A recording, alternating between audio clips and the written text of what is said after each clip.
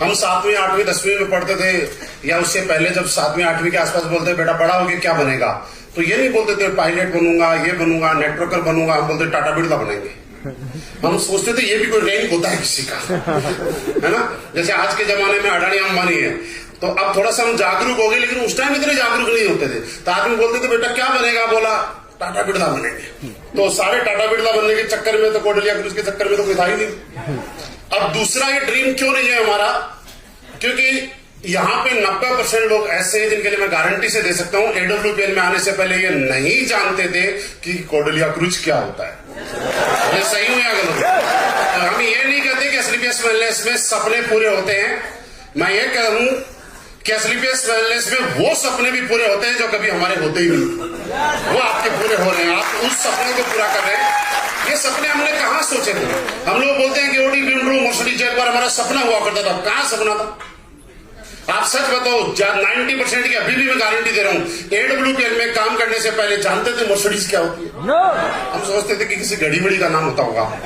BMW क्या होती है, जैगुआर क्या होती है, हम तो नहीं जानते थे। जैगुआर के बारे में हमने किसी ने सुना तो समझते थे जैगुआर वो कंपनी होती है जो बाथरूम में नल लगते हैं, जिसके बाथरूम में नल भी होते हैं ना जैगुआर कंपनी के। ये बाद में समझते भैया जैगुआर तो वो होती है जब चलती है तो दुनिया पीछे से देखती है, ये तो बाद में पता चला।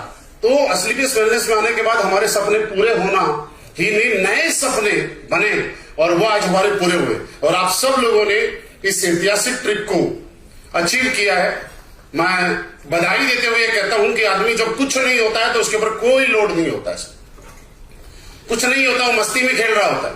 लेकिन जब वो कुछ बन जाता है तो उसके ऊपर एक जिम्मेवारी आ जाती है, चैलेंज आ जाता है और बड़ा मुश्किल होता है उस लेवल को बरकरार रखना।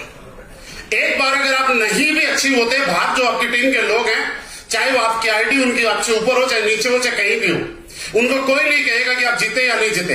लेकिन आपने जीत के जितना आनंद प्राप्त किया है उससे बड़ा चैलेंज आपने अपने आप से ले लिया है, ये बड़ा पंगा कर लिया है। क्योंकि अगली बार अगर नहीं जीत पाए तो दुनिया ये बोलेगी कि पिछली बार तुक्के में जीत गया। दुनिया ये बोलेगी कि पिछली बार अपलाइन को 2000 SP चाहिए थे और अपलाइन ने अपना टारगेट पूरा करने के लिए आपको जिता दिया है। अच्छा, अगली बार नहीं जीते तो और वजह भी क्या होगी?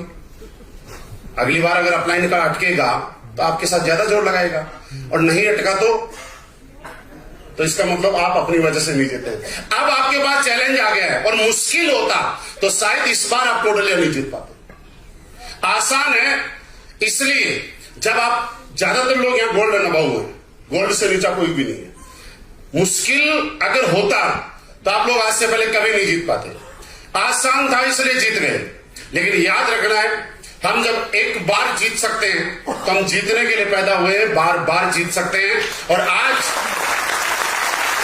हम इसके लिए धन्यवाद देते हैं कि अगर स्लीपियस वेलनेस नहीं होती तो शायद हमारी जिंदगी में C4 कैट तो होता, C4 कोडलिया कभी नहीं होता।